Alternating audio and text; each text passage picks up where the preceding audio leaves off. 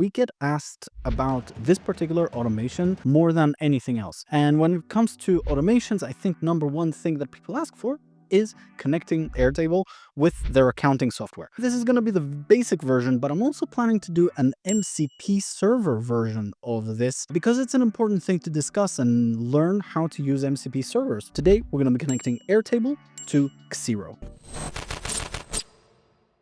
In this case, we just have a very simple Airtable database. We have some quotes, we have some quote line items, and we want to generate an invoice. Let's go ahead and do that. All you really have to do in this particular example is to click Generate Xero Invoice, and a few short seconds later, we should see starting up, compiling, and it's done. And the invoice is good to go. As you can see, it has pulled through all the quantities, the prices, and the totals. This is the simple version. The MCP version in the future video, it will be able to do much more in a much cleaner, easier way. But right now we're exploring generating invoices. Let's take a look at how the whole thing is set up, and I'll show you how invoice is also, it's created in Xero. We have an Airtable database, and let's take a look at that first because it's important to understand how things work from the ground up. We have a simple database. We have an items catalog. Essentially, these are our items, right? We have toy plane, toy car, blah, blah, blah. We have a price. In terms of quotes, we have quotes table.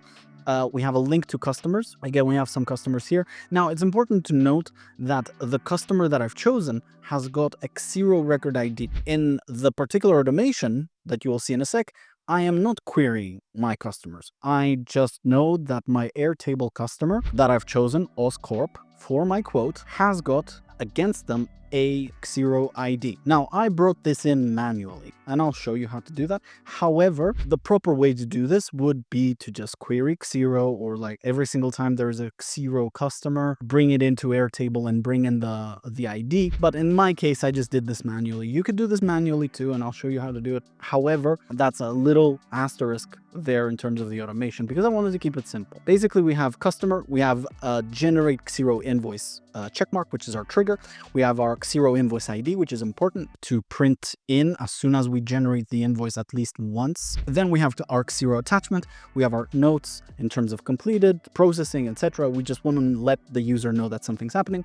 We have some irrelevant fields over here. We have the link to the quote line items, which is very important. Quote line items, nothing really to call home about here. Again, super straightforward, just a link to the item, some lookups, the lookup for the price, the link to the quote, and a manual quantity number field. We're telling the system how many of each item we have on the quote. In terms of customers, like I said, again, nothing really to call home about. The name, the Xero record ID, which we can bring in manually, or you can have an automation bring it in for you, and a link to the quote. Simple as that. That's it in terms of Airtable. Now, let's take a look at the make.com automation that runs behind the scenes and making all of this all of this happen. At this point of the video, I would like to thank absolutely every single one of you who's subscribed to our channel, who's watching us and supporting us. Now, if you haven't done so already, please go ahead and subscribe to the channel, and don't forget to ring that bell icon. Back to the video. Let's talk about automation, and more specifically the automation that runs in make.com. Now, if you don't know what make.com is, it's our favorite automation platform that we use here on the channel extensively, almost exclusively, I would say. If you want to give make.com a shot, there's a link in the description below for a free pro account for a month that also gives you 10,000 operations. Chef's kiss. What we have here is our automation. Before we get into this, let me just address something that I said earlier about Xero. So contacts, I mentioned something in the previous section about fetching the ID of the contact. And the way to do this manually is to jump into XYZ contact and grab this particular ID, something that goes right after contact and finishes up here before whatever else comes after it. As you can see, it ends up in 58345, and my customer also ends in 58345. So that's my customer ID. Let's talk about the automation. The automation essentially is broken down into a couple of steps. We have our trigger, and we're going to talk about it in a sec. We have one part over here where we are essentially collecting data from Airtable. And then finally, we have one part here, which is kind of mirrored. There's two paths, as you can see.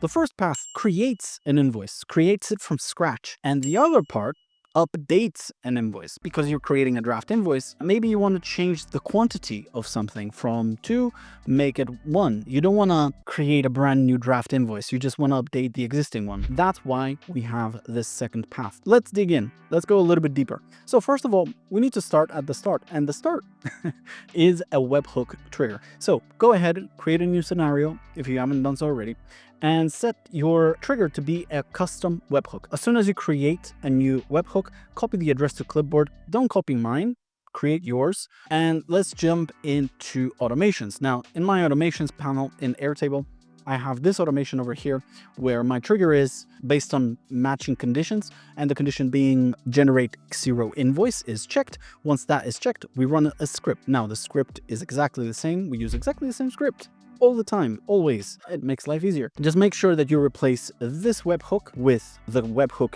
that you just generated. Don't use this. This is mine. Just get yours. And then don't forget to put an input, just like I've done here.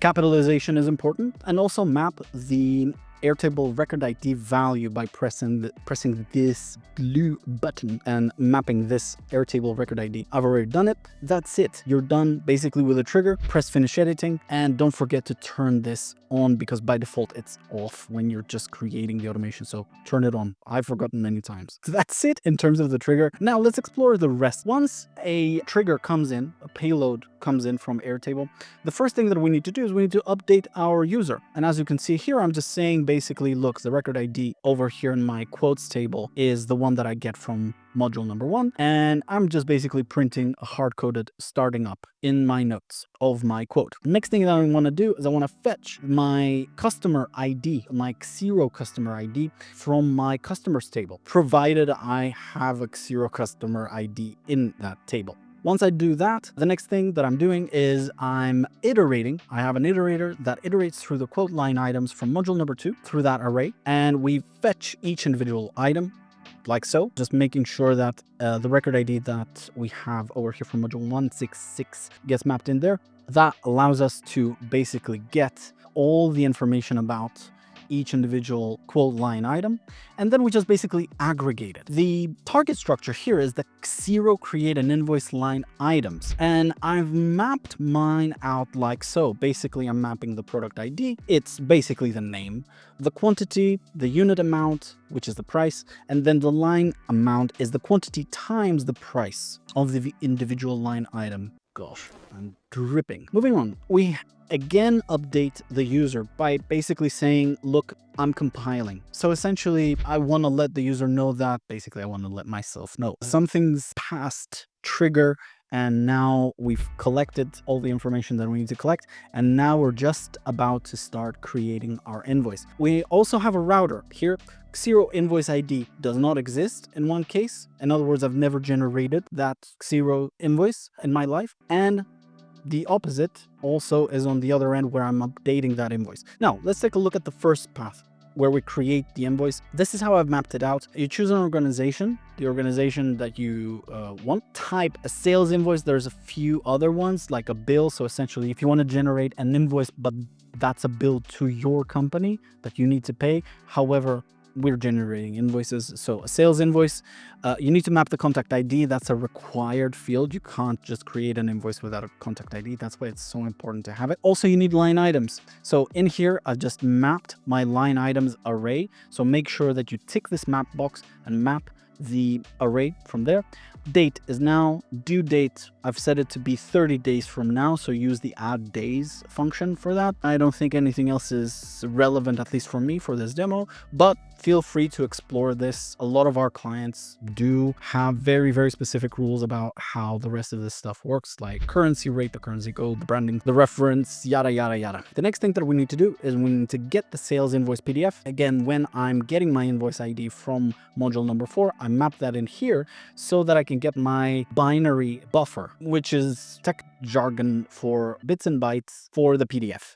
The next thing that I need to do is I need to actually create a temporary URL to the file, because otherwise I won't be able to upload that PDF to Airtable. So I'm using Xero CodeKit, and I'm using the create temporary URL to file module. Once you've mapped that in, so it automatically basically maps this in, then we can jump into the update a record module for Airtable. And basically update our quote one more time, but this time we, other than just basically saying that we've completed the operation, we also map in the temporary file into the Xero attachment field. We also put in the Xero invoice number in there, and we also put in the Xero invoice ID. That's it. The bottom part basically does exactly the same thing. We are just basically using a very different method. We're updating an invoice, we're not creating an invoice, but the mapping is exactly the same. Nothing really changes, and the rest of it is also exactly the same. I'm planning to do more, and I think we need to also do one of these for QuickBooks, QBO, QuickBooks Online. So I think that's going to be coming in soon. I think half the world uses Xero, and the US especially uses QuickBooks, so it's an important segment of the market that we need to do a video on. Keep a lookout for that, and also the MCP version of this, because that's going to be super fun. That's it from me. Thank you so much for watching, and I'll see you in the next one. Cheers.